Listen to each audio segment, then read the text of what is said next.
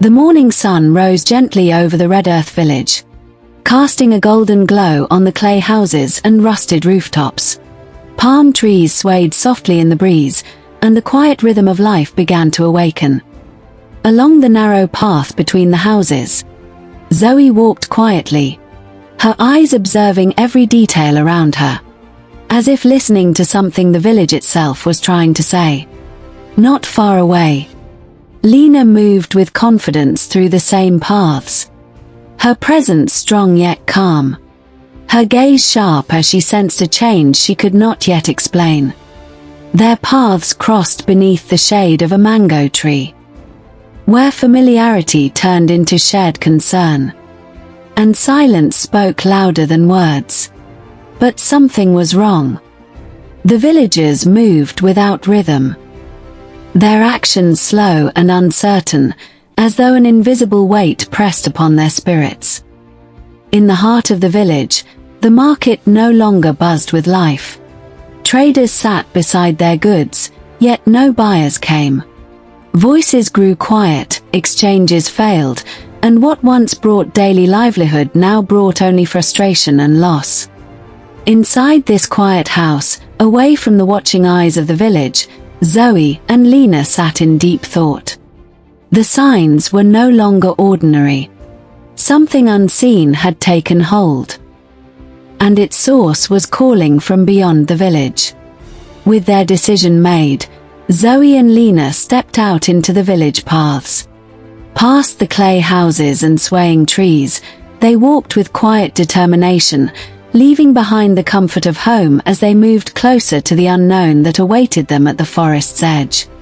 With quiet courage, they stepped into the forest, where the light dimmed and the air grew heavy with secrets long buried. In a clearing where the light barely touched the ground, Morana revealed herself, calm, powerful, and surrounded by a presence that bent the forest to her will. A calm river stretched across their path, its surface reflecting the sky above, yet beneath it carried the silence of something deeper. As they go deeper into the forest, the land began to change. Strange markings traced the soil, and the plants lost their life, as if drained by a hidden force leading into the forest. The deeper they went, the forest thickened, wrapping around them like a living presence, watching, waiting. At the heart of it all stood a great tree, glowing faintly, its roots spreading like veins through the earth, feeding the power that held the village captive. The air tightened, the trees stood still, and the forest held its breath as courage stood against dark power. With strength and unity, they broke the connection. The tree trembled, its glow fading as its branches gave way, crashing into silence. The final force she summoned faded into nothing, her power unraveling like smoke in the wind. The forest softened. The air grew lighter. What was once heavy with darkness returned to quiet life once more. With the weight of the battle behind them, they turned back, retracing their path through the now peaceful forest. The river welcomed them again, calmer now, as if it too had been freed from the burden it once carried. As they stepped out of the forest, the sunlight embraced them once more, and the journey's dust gave way to new beginnings.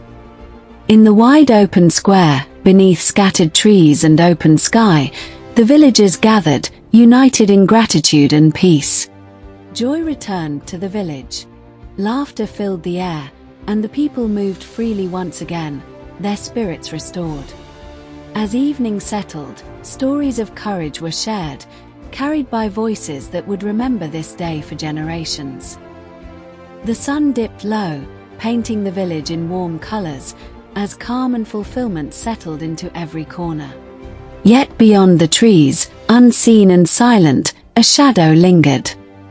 Not gone, only waiting. In the quiet of their home, Zoe and Lina reflected, not just on what they had done, but on the strength they had found within themselves. Night fell gently over the village, lanterns glowing softly as the wind whispered through the trees.